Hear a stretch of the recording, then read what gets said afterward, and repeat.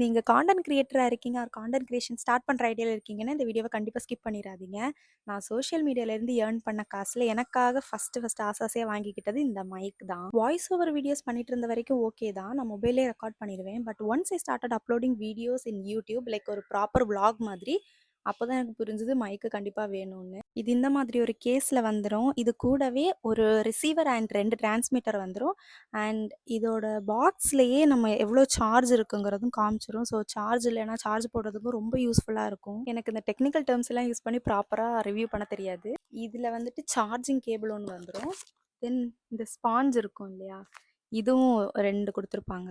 Mic use பண்ணாம இப்போ சரவுண்டிங்கோட சவுண்டோட எப்படி இருக்குன்னு, மைக் யூஸ் பண்ணிட்டு எப்படி இருக்குன்னு நம்ம வந்துட்டு இப்போ செக் பண்ணி பார்த்துடலாம். இப்போ நான் மைக் அட்டாச் பண்ணவே இல்லை. ரிசீவர் என் கையில் தான் இருக்குது. மைக் அட்டாச் பண்ணாமல் இப்படி தான் இருக்குது. ஸோ இப்போ மைக்கு கனெக்ட் பண்ணிவிட்டு எப்படி இருக்கு டிஃப்ரென்ஸ் பார்க்கலாம். ஸோ இப்போ நான் மைக் அட்டாச் பண்ணிட்டேன். மைக் அட்டாச் பண்ணிவிட்டு சரௌண்டிங் சவுண்டோட இப்படி தான் இருக்குது. எனக்கு ஆட்டோ போகுது, ஸ்கூல் பஸ்லாம் போகிற சத்தம்லாம் கேட்குது. பட் இங்கே கேட்காதுன்னு நம்புகிறேன். எடிட் பண்ணுறப்ப தான் எனக்கு தெரியும். ஸோ இந்த ப்ராடக்ட்டோட லிங்க் வேணும்னா என்னை ஃபாலோ பண்ணிட்டு லிங்க்னு கமெண்ட் பண்ணுங்கள். நானே உங்களுக்கு டிஎம் பண்ணுறேன். Must buy. நீங்கள் கான்டென்ட் கிரியேட்டராக இருக்கீங்க, உங்களுக்கு ஒரு வயர்லெஸ் மைக் வேணும்னு நீங்கள் தேடிட்டு இருக்கீங்கன்னா கண்டிப்பாக இதை வாங்குங்க. சரி, பாய்.